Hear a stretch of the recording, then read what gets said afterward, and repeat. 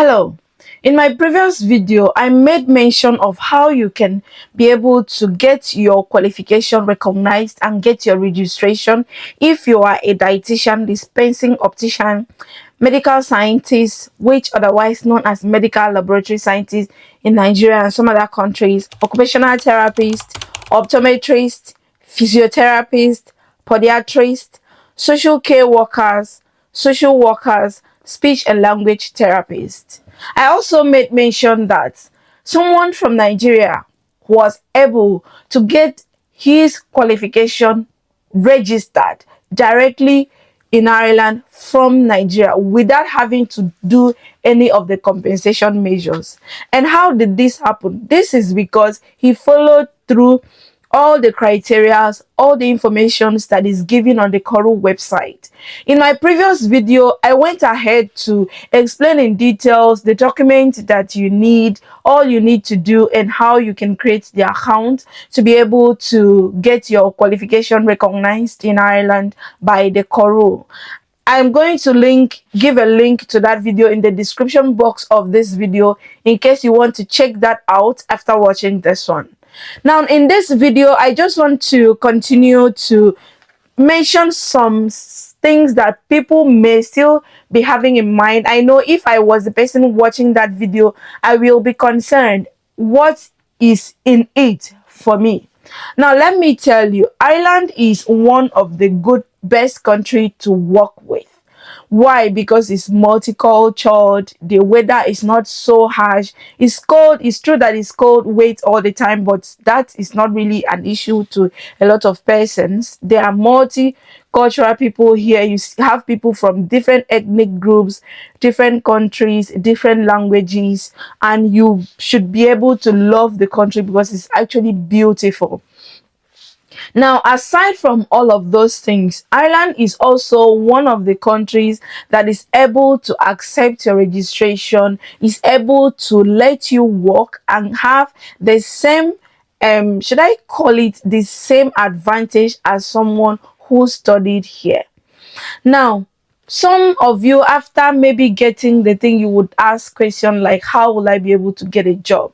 Now, let me explain something. I made mention in the previous video that you would be able to come in with your family after you've gotten your registration. How is that going to happen? That will happen because you have gotten your license, and with your license, you can stay in your home country and apply for your work permit. Yes, when you have your license, you can apply for a work permit, and the work permit that all these professionals are eligible to apply is the critical skills work permit. With the critical skills work permit, you'll be able to come in with your family immediately. The reason why some of us nurses have to wait for a long time before our family could join us is because it is a must for all nurses to come into the country and complete the remaining part of the process of getting your license here.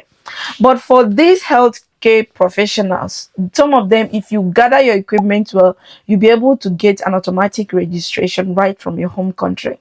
How will you be able to find a job? You have to go online on the HSC website. When you go on the HSC website and then you look through the vacancies available, you could also set a job alert that is directed to the job that you're looking for. If you're a dietitian, if you're a medical laboratory scientist, if you're an optometrist, you look for those kind of job and then you set an alert for it so that when there is any job posted on that, you would be able to get it. You could also look at private hospitals who is currently recruiting for those kinds of jobs. Even some companies, for people like medical laboratory scientists, they could also work in various places. As your profession, you should already know the kind of places you'll be able to work in. I also want to explain in details how you could apply. So I have my laptop here, if you see me looking down. So, and I'm going to also put the record here. So when you are on the website, this is what the website looks like, coru.ie. As you can see here, coru.ie. And then you go to registration. When you go to registration, you would see this international qualification, health and social care. You can apply there. And then you scroll down, you're going to see where it says apply for recognition. You click on apply for recognition and wait for it to load. When it loads, it's going to ask you to put in some of your details.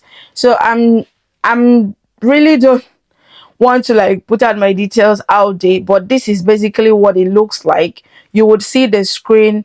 If you already have an account, you just have to log in here.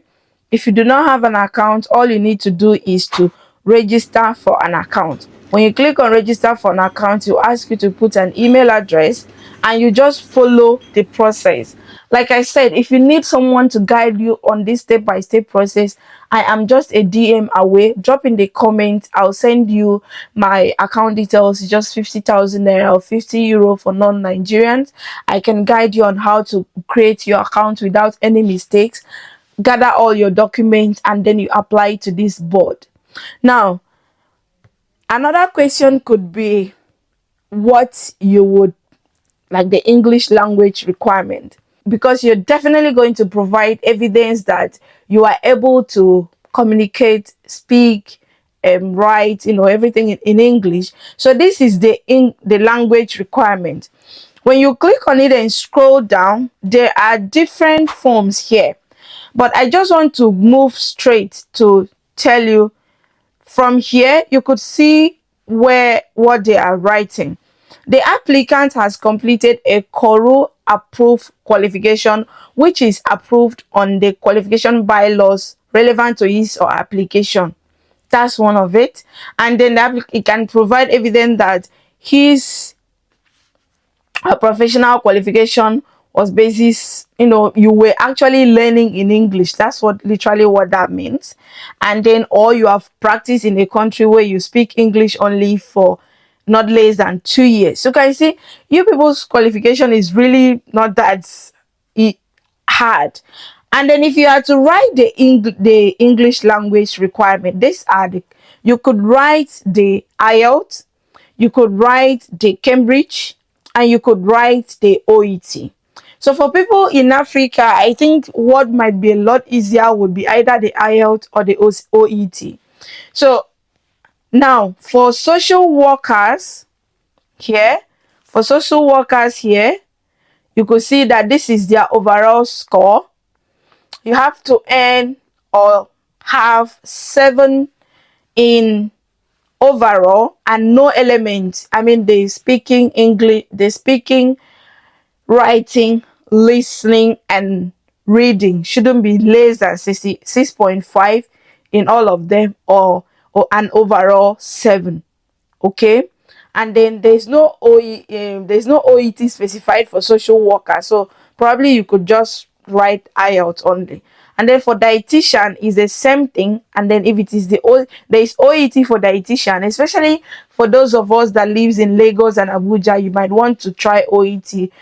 In some people's opinion, people think OET is easier than IELTS. I don't know, because people still fail both.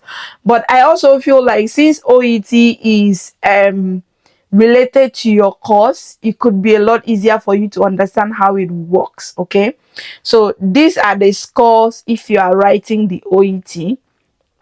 And then if you are doing physiotherapy, it's still the same.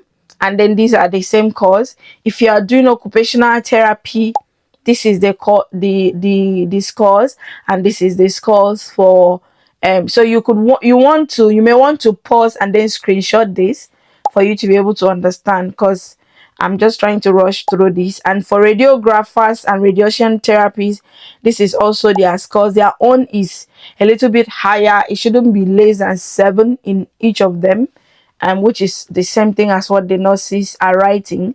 And then for speech and language therapies, your overall score is 8, and the no elements is 7.5. That's slightly higher than what nurses and what others are writing. And then for medical laboratory scientists is the same as the dietitian, 7 and then 6.5 minimum in each of the courses. And then there is no OET test for this profession, so you have to take the IELTS result. Yeah, so that's just it. And then in repeat language tests, in circumstances where an applicant provide the result of 2 tests, the results are accepted. That is a good news, because for nurses, they do not accept combined results in Ireland, except for the UK. So that's fine. So CORU will accept results from a maximum of 2 test sitting.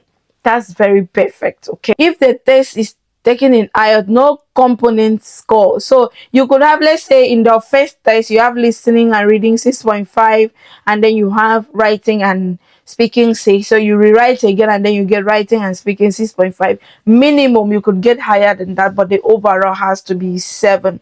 So yeah, that is what we are going to talk about. I'm sure you understand all of those things that I just put out there. And if you still have a lot of questions, please do well to drop them in the comments. And if you want to pay for my personal guidance, please let me know in the comments, and I will get back to you via email. Okay, my email is always attached to my description box, so you could also send me an email directly, and then I respond to you, give me my account details, and then we go on with the transaction. Now, disclaimer, I am not an immigration consultant. I am just somebody who is always inquisitive to learn and always ready to push out what I am learning to others. So I'm just here to entertain you.